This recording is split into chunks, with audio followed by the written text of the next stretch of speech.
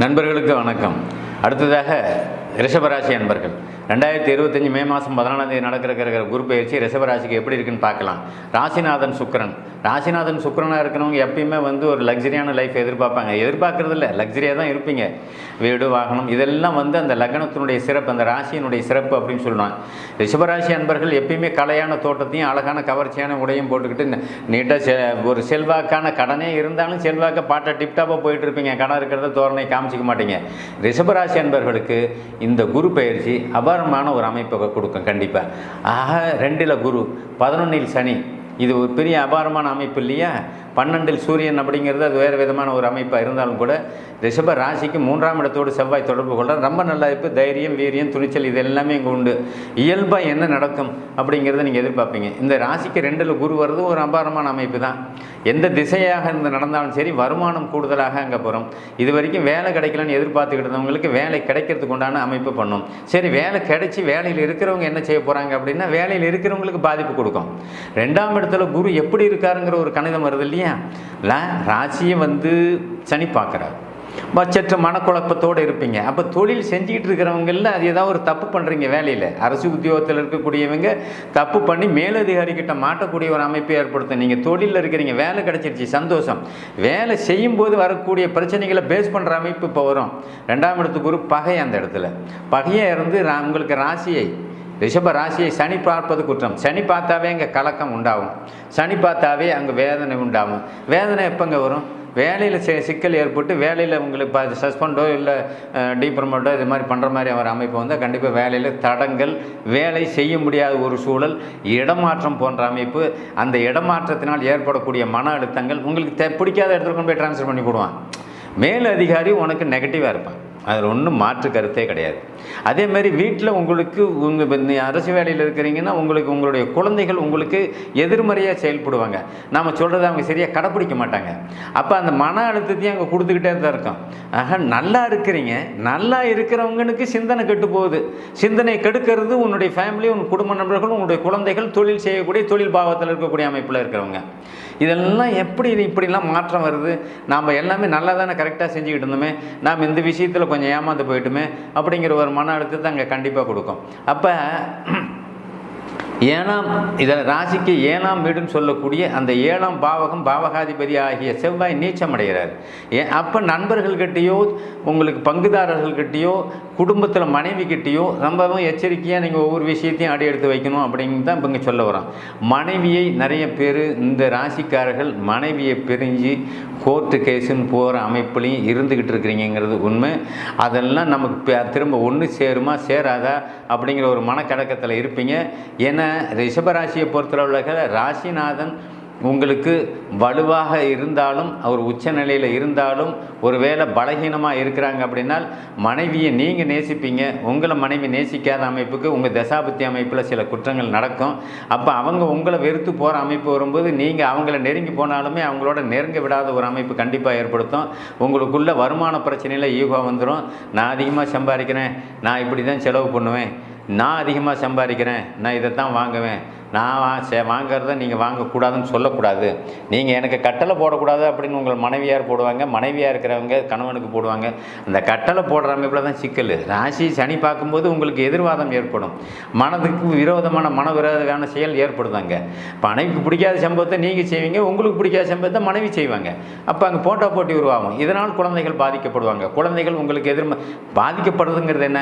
அவங்க உங்கள்கிட்ட எடுத்து சண்டை போகிறதில்லை. அவங்க மனநிலை கெட்டு போய் அவங்களுடைய கல்வி அமைப்பு மற்ற அமைப்புகள் எல்லாமே பாதிக்கப்படும். இது எல்லாமே ரொம்ப யோசித்து ஒவ்வொரு விஷயத்திலையும் நீங்கள் அடி எடுத்து வைக்கணும். 2ல் குரு வந்துடுறதுனால உங்களுக்கு குடும்பம் நல்லா இருந்துடும், குடும்பம் பொலிவாக இருக்கும், குடும்ப பண வசதி நல்லா இருந்துருங்கிறதெல்லாம் சும்மா அப்படிலாம் இல்லை. உங்களை யார் பார்க்குறா? நீங்கள் என்ன மனநிலையிலும் இருக்கிறீங்க? நீங்கள் ஏன் உங்களுக்கு எதுவுமே சரியாக நடக்கலை அப்படிங்கிற ஒரு மனநிலைக்கு நீங்கள் போகிறீங்க. யாரை பார்த்தாலும் பிடிக்கலை, யாரை பார்த்தாலும் ஒரு மனதை எரிச்சலோடையும் என்ன பார்க்கும்போதே நமக்கு அந்த அந்த அந்த விகாரமான நமக்கு மன உறுத்தலாம் அங்கே வருதுங்கிறது தானே உண்மை. பார்க்கும்போது எல்லாம் மண்ணோட வந்து பழகிறவங்க பேசுகிறவங்கெல்லாம் அவங்களுடைய காரியத்தை சாதிக்கிறதுக்காக வருவாங்க. அரசு துறையில் இருந்தாலும் அவங்களுடைய தேவையை நோக்கி உங்கள்கிட்ட வந்து உங்கள் வேலையை முடிச்சுக்கிட்டு உங்களை மாட்ட விட்டுட்டு போயிடுவாங்க. ரொம்ப எச்சரிக்கையாக இருக்கணும். அதே சமயம் 2ஆம் இடத்தில் குரு தொடர்பு கொள்ளும்போது குரு குழந்தைங்களுடைய படிப்பு நல்ல தீவிரமாக இருக்கும். பருவ வயதில் இருக்கக்கூடிய குழந்தைகளுக்கு கல்யாணம் நடத்தக்கூடிய அமைப்பை ஏற்படுத்தும். அந்த கல்யாணத்துக்குண்டான பணமோ மற்ற விஷயமோ நீங்கள் கடன் வாங்குகிற நிலையை ஏற்படுத்தும். கடன் வாங்கியாவது கல்யாணத்தை நடத்த முடியுமான்னு ரொம்ப ஆவலோடு எதிர்பார்த்துட்டு இருக்கிறீங்க. கண்டிப்பாக கல்யாணம் நடக்கும். ஆனால் கல்யாணம் பண்ணியே நிம்மதி இல்லாத ஒரு அமைப்பு ஏற்படுத்தும். ஏன் நிம்மதி இல்லை? அதிகமான செலவு அங்கே கொண்டாந்து நிறுத்திடும்.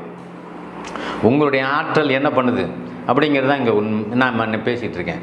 பெரும்பாலான பெற்றோர்கள் இப்போ இந்த ராசியை சேர்ந்தவர்கள் பெற்றவங்களாக இருந்தாலும் சரி, இளம் வயதினர்களாக இருந்தாலும் சரி, பருவ வயசில் இருக்கக்கூடிய இருந்தாலும் சரி, குழந்தைகளாக இருந்தாலும் சரி, ஒரு விதமான ஒரு லக்ஸரி லைஃப்ங்கிறது என்ன? வசதி வாய்ப்பு, அதாவது வருமானம் சரியாக இல்லை, பெரிய தொழிலில் வேலையில் நீங்கள் இல்லை, ஜீவனம் பண்ணுறதுக்காக ஒரு காசு பணம் சம்பாதிக்கிறதுக்காக ஜீவனத்துக்காக மட்டும்தான் அந்த வருமானம் போயிட்டுருக்குது. ஆனால் லக்ஸரிங்கிறது அந்த பாயிண்ட்டை நான் ஏன் சொல்கிறேன்? சுகபோக வாழ்க்கைன்னு சொல்கிறேன். சுகபோக வாழ்க்கைன்னா காரில் போகணும்னு நினைப்பீங்க. அப்போ கடன் வாங்குறீங்கள? காரில் போகணும், பெரிய மெத்தை விட்டு டைல்ஸ் போட்ட வீடு கட்டணும், அப்போ தான் நமக்கு பொண்ணை கொடுப்பாங்க, நம்ம பையனுக்கு பொண்ணை கொடுப்பாங்க. அந்த மாதிரி இடமா தானே பெற்றவங்களும் எதிர்பார்க்குறீங்க, மாப்பிள்ளை பெற்றவங்களும் எதிர்பார்க்குறீங்க. இது ஒரு பேராசையான அமைப்பை உண்டு பண்ணுதுங்கிறது தான் இப்போ நாங்கள் சொல்லிகிட்டு இருக்கிறோம். இவ்வளோ நாள் உங்ககிட்ட 11ல் இருந்த ரேங்கு 10ல் வர்றாரு. 10ல் வரும்போது என்ன பண்ணுவார்? 10ஆம் பாவம் தொழிலை கெடுக்குங்கிறது தான் உண்மை. இருப்பினும் குரு பார்வை இருக்கின்ற ஒரு காரணத்தினால அந்த 10ஆம் பாவத்தை திரும்ப குரு பார்க்குறாரு. இந்த குரு பயிற்சி உங்களுக்கு சாதகமான அமைப்பு தான்.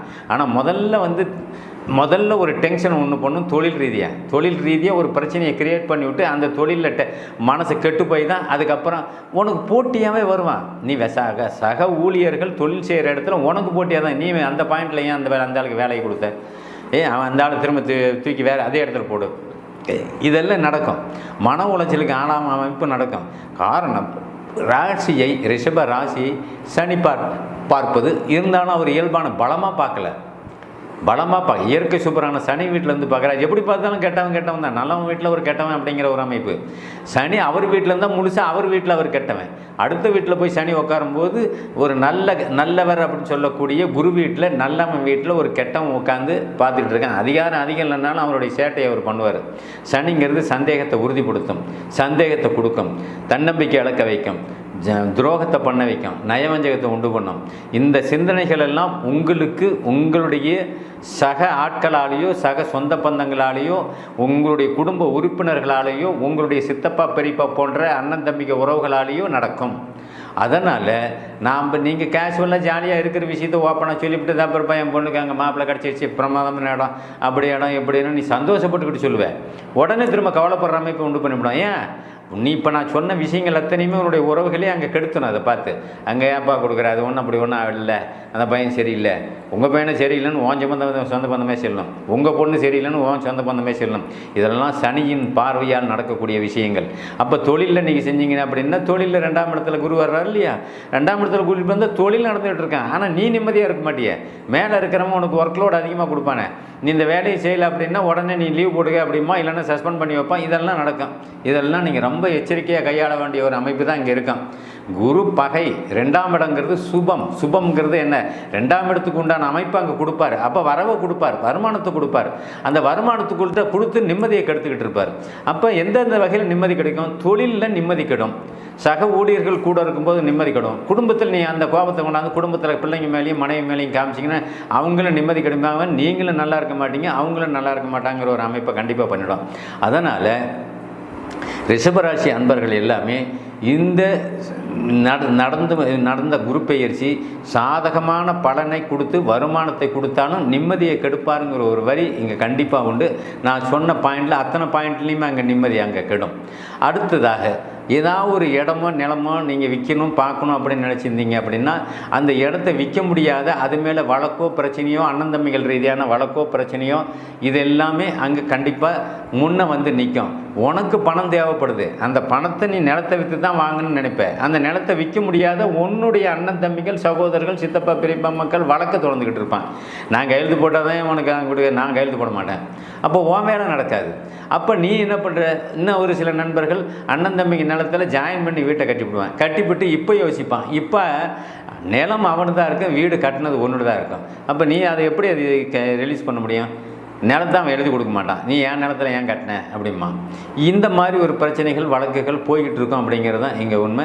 ஆக சகோதர உறவுகள் இந்த மாதிரி அமைத்தல் தான் பகையாகுதுங்கிறது தான் உண்மை. உங்கள் மனம் பணத்தை அவ்வளோ தூரம் செலவு பண்ணி 10 வருஷத்துக்கு முன்னே நான் வீட்டை கட்டிட்டேன் சார், இப்போ நிலம் என்னது அவங்க இதுங்கிறேன், அப்போ நாங்கள் 2 பேரும் சந்தோஷமாக இருந்தால் கட்டிவிட்டோம், இப்போ நாங்கள் சந்தோஷமாக பிரச்சனை பண்ணிட்டுறாரு, இந்த பிரச்சனை தீருமா தீராதா அப்படின்னு நீங்கள் யோசிக்கிறவங்க எல்லாமே திரும்ப ஒரு பிரச்சனை வரும். அந்த பிரச்சனை எப்போ வரும் அப்படின்னா கிரகங்கள் பாதிக்கப்படும் போது வரும். 6ஆம் அதிபதி 8ஆம் அதிபதி பிரச்சனையை கொடுக்குறவர், அது அவங்கவுங்க ஜாதகத்தில் தசாபுத்தி அமைப்பில் தான் பிரச்சனை தீருமா தீரதான் தெரியும். ஆனால் இப்போ உங்களுக்கு பிரச்சனை இருக்குது. அதனால் ரிஷபராசி அன்பர்கள் எல்லாமே பொறுமையாக இருக்கணும். என்ன எல்லா விஷயத்திலையும் எச்சரிக்கையாக, திருமணம் பார்க்கணுன்னா கூட பொண்ணு பார்க்கணுன்னா கூட எச்சரிக்கையாக நீங்கள் பார்க்கணும். அது நல்லதாக கெட்டதாக கெட்ட இடத்த காமிச்சிடும். அதனால் நீங்கள் மிகவும் எச்சரிக்கையாக தான் இருக்கணும்.